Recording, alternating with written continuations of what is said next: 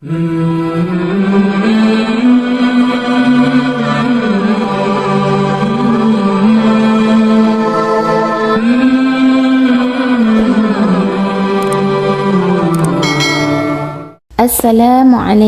warahmatullahi wabarakatuh. Allahumma salli ala Sayyidina Muhammad wa ala ali Sayyidina Muhammad. Syukur alhamdulillah para sahabat yang dirahmati Allah bisa berjumpa kembali dengan channel Pintu Rezeki. Semoga saudaraku seiman semuanya selalu diberi kesehatan dan dilapangkan rezeki. Amin ya rabbal alamin. Sahabat yang dirahmati Allah, ada 4 larangan yang hendaknya dihindari saat mengerjakan salat tahajud. Melakukan salah satu dari 4 larangan ini berarti menyalahi sunnah yang bisa mengurangi atau bahkan bisa menghilangkan pahala keutamaan salat tahajud. Lalu apa saja 4 larangan itu? Yang pertama yaitu mengerjakan salat tahajud lalu meninggalkannya.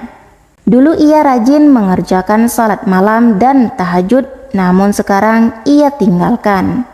Ia hanya ingat salat tahajud ketika susah saja, ketika mendapati masalah, terhimpit hutang atau dirundung duka. Namun ketika kondisi lapang, senang dan bahagia, ia lalu lupa dengan meninggalkan salat tahajud itu. Salat tahajud yang seperti ini mendapat kritikan dari Nabi Shallallahu Alaihi Wasallam, sebagaimana dahulu beliau pernah berpesan kepada Abdullah bin Am, "Wahai Abdullah, jangan kamu seperti si fulan, dulu ia rajin salat malam, lalu sekarang ia meninggalkan bangun malam." Hadis riwayat Bukhari dan Muslim. Salat tahajud bukan dilakukan ketika susah saja, ketika ditimpa masalah, dililit utang atau dirundung duka. Namun ketika lapang pun ibadah salat tahajud harus tetap dilakukan. Rasulullah Shallallahu Alaihi Wasallam bersabda, "Kenalilah Allah di waktu lapang, niscaya Allah akan mengenalimu ketika susah." Hadis riwayat Ahmad. Meninggalkan salat tahajud setelah melakukannya termasuk perbuatan yang dibenci. Sebaliknya, Rasulullah Shallallahu Alaihi Wasallam memuji seseorang yang rutin dan istiqamah mengerjakan salat malam, baik ketika susah maupun senang. Beliau berkata mengenai Abdullah bin Umar yang rajin mengerjakan salat tahajud, "Sebaik-baik orang adalah Abdullah bin Umar seandainya ia mau melaksanakan salat malam." Salim berkata, "Setelah dikatakan seperti ini, Abdullah bin Umar tidak pernah lagi tidur di waktu malam kecuali sedikit." Hadis riwayat Bukhari dan Muslim. Beliau Shallallahu Alaihi Wasallam telah memberi contoh tidak meninggalkan salat malam meski beliau dalam kondisi sakit. Aisyah radhiyallahu an berkata, "Jangan tinggalkan qiyamul lail karena sesungguhnya Rasulullah Shallallahu Alaihi Wasallam tidak meninggalkannya. Dan apabila beliau sakit atau malas, maka beliau salat sambil duduk." Hadis riwayat Abu Daud. Kemudian larangan yang kedua yaitu mengkhususkan salat tahajud pada malam Jumat. Meski malam Jumat adalah malam yang utama dan istimewa, tapi mengkhususkan salat tahajud di malam Jumat saja termasuk amalan yang makruh dilakukan. Diterangkan dalam hadis dari Abu Hurairah radhiyallahu an bahwa Nabi Muhammad sallallahu alaihi wasallam bersabda, "Janganlah kalian khususkan malam Jumat dari malam-malam lainnya dengan qiyamul lail atau salat malam." Hadis riwayat Muslim. Untuk menghindari kemakruhan salat tahajud di malam Jumat, maka kita bisa menambahkan salat tahajud pada malam sebelumnya atau sesudahnya. Akan lebih baik lagi jika kita istiqamahkan amalan salat tahajud itu, sebab mengkhususkan salat malam pada malam Jumat saja merupakan larangan dari Rasulullah Shallallahu Alaihi Wasallam. Kemudian larangan yang ketiga yaitu melaksanakan salat tahajud saat kantuk. Jika mengantuk, hentikan atau tunda dulu salat tahajudnya dengan tidur atau istirahat sejenak sampai hilang kantuknya dan tubuh kembali fit.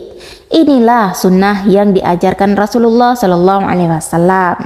Diriwayatkan bahwa Nabi Shallallahu Alaihi Wasallam pernah menegur Sayyidah Zainab yang memaksakan diri untuk melaksanakan sholat dalam keadaan mengantuk. Suatu ketika Rasulullah Shallallahu Alaihi Wasallam masuk ke dalam masjid, lalu mendapati sebuah tali yang dibentangkan di antara dua tiang. Kemudian beliau bertanya, "Apa ini?" Para sahabat menjawab, "Ini adalah tali milik Zainab.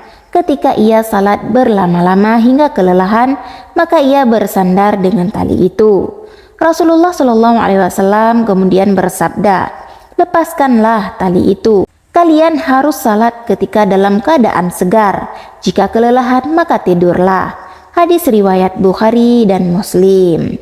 Memaksakan salat dalam kondisi mengantuk itu dilarang, sebab akan memberatkan, menghilangkan kekhusyukan, bahkan bisa mengakibatkan kesalahan dalam salat. Nabi Shallallahu Alaihi Wasallam bersabda, "Jika salah seorang di antara kalian dalam keadaan mengantuk dalam salatnya, hendaklah ia tidur terlebih dahulu hingga hilang ngantuknya. Karena jika salah seorang di antara kalian tetap salat sedangkan ia dalam keadaan mengantuk, ia tidak akan tahu. Mungkin ia bermaksud meminta ampun, tetapi ternyata ia malah mencela dirinya sendiri." Hadis riwayat Bukhari. Insya Allah tidur yang diniatkan mengerjakan salat tahajud akan ditulis pahala seperti mengerjakan salat tahajud. Nabi Shallallahu Alaihi Wasallam bersabda, "Siapa yang mendatangi tempat tidurnya dan ia berniat untuk melaksanakan salat malam, lalu ia tertidur hingga pagi, maka dia tetap mendapatkan apa yang diniatkan." Hadis riwayat Ibnu Majah dan An-Nasai. Tidaklah seorang berniat mengerjakan salat pada malam hari, lalu ia tertidur, melainkan Allah akan menetapkan baginya pahala salatnya, sedangkan tidurnya itu menjadi sedekah baginya. Hadis riwayat Nasai. Kemudian larangan yang keempat yaitu bertahajud semalaman setiap hari.